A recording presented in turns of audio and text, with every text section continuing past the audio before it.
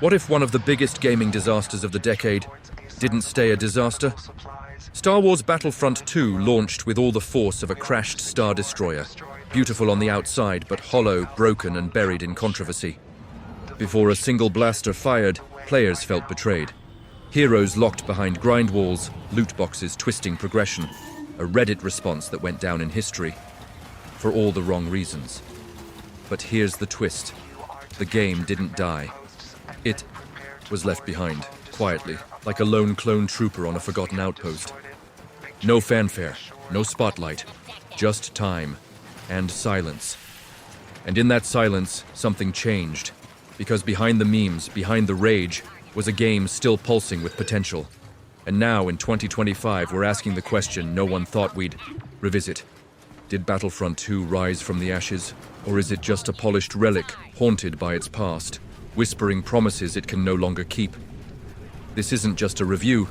It's a deep dive into redemption, regret, and whether a galaxy once abandoned is worth fighting for again. Stay with us! This is where the real battle begins. You could feel the betrayal like a blaster shot to the gut. The second players booted up Battlefront II back in 2017. Something felt off. Not broken in the technical sense. The game ran fine. It looked gorgeous. It sounded like Star Wars. But under that cinematic polish was a dark side no one expected to face so soon. Pay to win. Imagine stepping onto the battlefield, only to realize that Darth Vader isn't on your team because someone played well. He's there because someone paid. Well, the iconic heroes of Star Wars, Luke, Maul, Boba Fett, weren't unlockables you earned through epic feats or hours of gameplay. They were locked behind walls of grind so unreasonable it would have taken players dozens of hours just to unlock. One of them, unless, of course, you pulled out your wallet. The worst part? This wasn't how it looked during the beta. EA ran a clean show just weeks before launch, no hint of the looming storm. And then, boom. At launch, loot boxes were everywhere, progression tied to randomness, and performance was secondary to luck or spending. It felt calculated, it felt manipulative. And players didn't just notice, they revolted. The backlash wasn't just big. It was historic. EA's infamous Reddit defense lit the powder keg. That one corporate speak comment, meant to calm the fire, became the most downvoted post in Reddit history. The phrase, a sense of pride and accomplishment, turned into a punchline, a scar, a warning for every publisher watching from the sidelines. And governments? Yeah, they noticed too. This scandal exploded so wide that it triggered international debates about gambling in video games. Belgium, the Netherlands, even parts of the US started asking, if a kid can pay for a chance to win, isn't that gambling? EA had turned a galaxy far, far away into ground zero for a global industry reckoning. But what happened next is where the story changes. But to their credit, EA listened. Not instantly, not perfectly, but they didn't double down like many feared. After the loot box disaster, after the Reddit explosion, after the headlines branding Battlefront II as the poster child of corporate greed, EA and DICE made a move. Not a bold leap, but a step. And that step was backward. Just days before launch, microtransactions were disabled.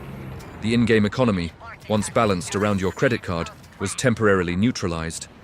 And the price to unlock heroes slashed. Suddenly, Luke and Vader didn't require a full-time job to reach.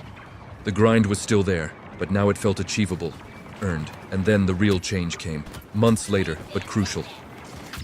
In March 2018, Battlefront II received a massive overhaul, linear progression. Loot boxes were gone, replaced by experience-based skill points.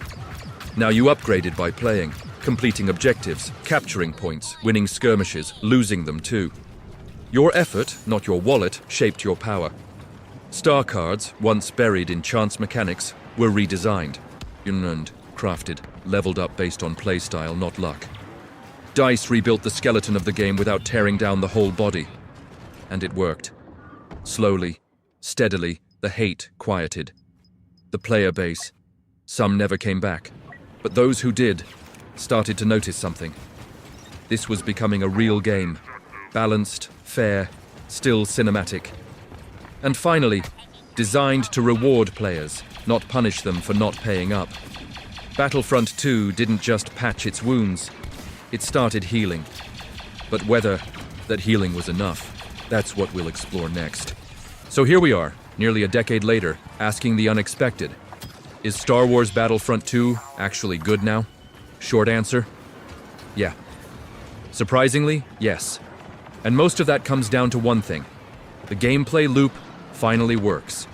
What once felt like a casino floor with stormtroopers is now a tight, responsive, and genuinely thrilling shooter wrapped in a cinematic Star Wars package. Every match drops you into chaotic, large-scale warfare, storming the beaches of Kashyyyk, defending the halls of Theed, or dogfighting in asteroid fields above Jakku. And it all feels good. Blasters hum with punchy sound design, animations are slick, and the environments. Still jaw-dropping for an 8-year-old game. The revised progression system puts the power where it belongs, in the hands of the player. Star cards are no longer buried behind loot boxes. Instead, they're upgraded through play, completing objectives, racking up kills, surviving long enough to make a difference. Whether you're rolling as a tanky heavy, flanking as a specialist, or charging in as an assault trooper, your time in the trenches matters. And when you do earn enough points to call in a hero, that's when the game goes full blockbuster. Suddenly, you're Luke, deflecting laser bolts mid-leap. You're Maul, carving a path through chaos.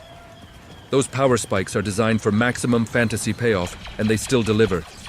Yes, they're overpowered. Yes, they can tip a match. But they're also a reward, and seeing Vader emerge from smoke is as thrilling today as it was in 2017. This isn't just a rebalanced game, it's a refined one, polished, tightened, and finally free from the systems that once buried it. But for all the fun in the trenches, not everything's perfect, and if you're thinking of returning in 2025, there's one big issue you need to know. For all its redemption, Battlefront 2 isn't a fairy tale with a perfect ending. It's more like a reclaimed ship, sailing again, but with cracks in the hull. The biggest problem in 2025? Hackers on PC. It's the shadow that looms over an otherwise revitalized experience. Aimbots, wall hacks, and blatant cheaters have started turning public matches into frustrating playgrounds for the worst kind of players. Reports of harassment, unkillable enemies, and instant death matches aren't just rare. They're becoming commonplace. For a game that finally found its rhythm, this resurgence of toxicity hits especially hard. And that's the thing. There are no more patches coming. EA officially ended support in 2020. So these issues, they're not getting fixed. There's no cavalry inbound, no new hotfix to restore balance. On PC, at least, it feels like the Rebellion's lost its backup. Console, players fare better. The PlayStation and Xbox versions are mostly untouched by the hacker plague. Matches run smoothly, and even though the player base has thinned out, there's still life in the system, especially through Quick Match. Sure, it might take a couple of minutes to find a game, but once you're in, it's business as usual. Blasters fly, objectives shift, heroes clash. So is it worth returning? That depends. If you're looking for a balanced, cinematic Star Wars brawler, and you're on console, Battlefront 2 still delivers. But if you're on PC and hoping for a competitive, cheat-free experience, this may not be the return you're looking for. Let's be honest, no one bought Battlefront 2 for the single player. But DICE gave us one anyway, and while it doesn't soar like a TIE Interceptor in full throttle, it does try to show us something different. The campaign follows Iden Versio, commander of the elite Inferno Squad, a loyal, cold-blooded enforcer of the Empire. On paper, it's fascinating. This is a perspective we rarely see in Star Wars. The disciplined soldiers on the wrong side, the people behind the helmets. The game even teases a moral unraveling, a crisis of loyalty, as Iden begins to question the atrocities committed by her empire. But unfortunately, the story never digs deep enough. Emotional beats are rushed. Twists arrive too soon. And for a campaign that promised a more grounded, character-driven narrative, it ends up feeling like a greatest hits tour, blaster fights, vehicle segments, a cameo here, a betrayal there. It's solid, but never exceptional. A missed opportunity in a galaxy filled with untold stories. That said, the side modes still hold their ground. Offline arcade lets you go toe-to-toe with bots, test loadouts, or just blow off steam in hero showdowns. It's casual fun, perfect for quick bursts or couch co-op. And when heroes collide, Maul versus Rey, Kylo versus Chewie, it's goofy, unbalanced, and entirely Star Wars. The real draw? The sandbox. Even now, Battlefront II gives you tools to create moments. Sneaking through the jungle as a cloaked specialist, holding the line as a heavy while Vader stalks nearby. Watching a dogfight unfold above as you sprint toward a crashing objective. It may not redefine the genre, but it still delivers the feeling. And that, for many fans, is more than enough. So, is Star Wars Battlefront II worth playing in 2025? If you asked that back in 2017, you'd probably get laughed out of the cantina. But now, it's a complicated yes. This isn't a flawless comeback. It's a gritty, imperfect return. But there's something beautiful in that. The game stumbled hard. It became a meme, a cautionary tale. But it also fought back. Underneath all the early greed and broken systems, DICE had something real. A breathtaking, chaotic, crowd-pleasing tribute to the Star Wars universe.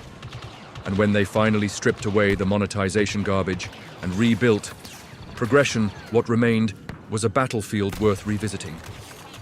Sure, the single-player campaign doesn't hit as hard as it should.